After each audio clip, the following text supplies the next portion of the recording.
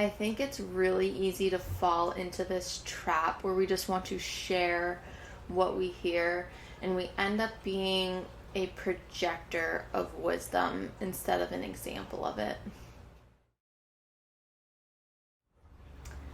Pinterest told me. So, Albert Einstein obviously said that setting an example is not the main way of influencing people, it's the only way. I paraphrased that. But nonetheless, it's true. That's kind of a negative connotation, influencing people. But people are not really going to do or want to do what you say. They're going to see your actions, and if those actions align with their beliefs, then they're also going to try and follow in your footsteps.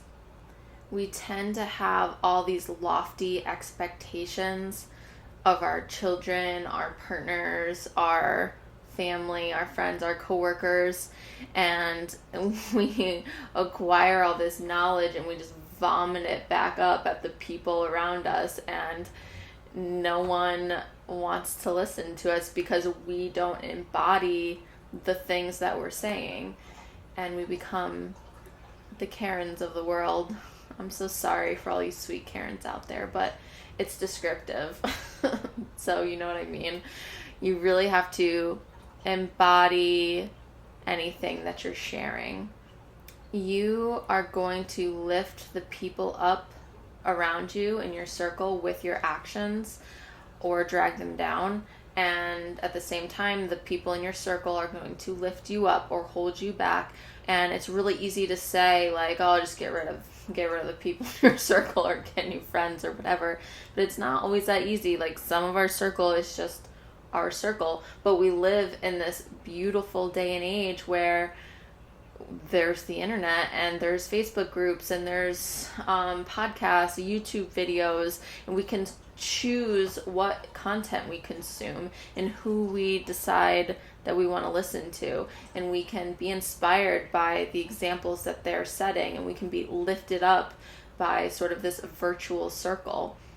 The other thing that I've been doing a lot lately is when I'm consuming content or talking to someone or just learning something new that I want implemented in my own life, it immediately goes into my habit tracker. It immediately goes into my journal. I talk about it with my husband. I talk about it with my friends to kind of solidify that action, so it really becomes part of my routine, and I start doing it and acting on it, and I can continually improve in that way. And the other thing that I have is a now what page in my journal, that's for like that downtime when you aren't really sure what you can do and you tend to fall back on whatever your patterns are, scrolling or Netflix or what have you. So I have a what now page that just I flip to when I'm not sure what exactly I can be doing.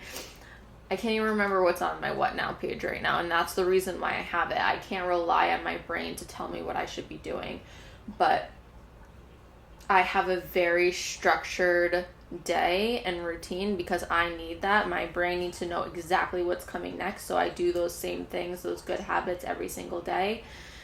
But some things just don't fit into that routine. Earthing doesn't. I suppose earthing could fit into that routine, but I haven't put it in that routine, but I do have it in my what now section. So anytime I have a break at work or anything, I can maybe kick off my shoes and do some earthing. The other thing that I have in my journal that I find very important in times of failure, when I'm just not feeling my best, I don't feel like I'm living my best life, is and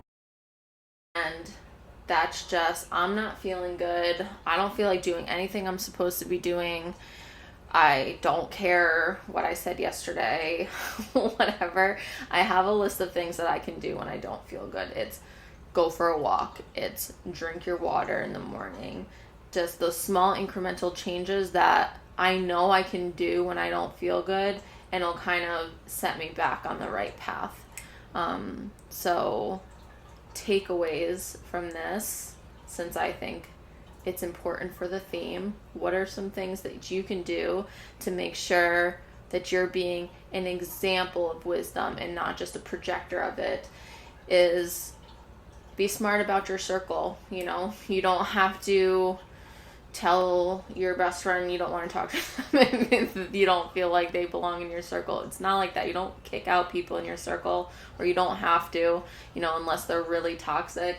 But you can create a virtual circle. You can have systems in place so that you can immediately implement the things that you're learning, and you can continually be making changes to your life instead of just reflecting on your life. You can have a what now page, when you have downtime. You can have a life page for when you need a little bit of help in times of failure. These are the things that I'm doing to make sure that I'm being an example and I'm not just projecting thoughts. But I would love to hear if those things resonate with you, or what you're doing to improve your life, because that's what makes this so fun, is when my friends and family are watching this, and my coworkers, and we get to talk about it after. It carries the conversation forward, and that just is another small improvement on our lives that I love. So thank you so much for watching. I love you guys. Talk to you tomorrow. Bye.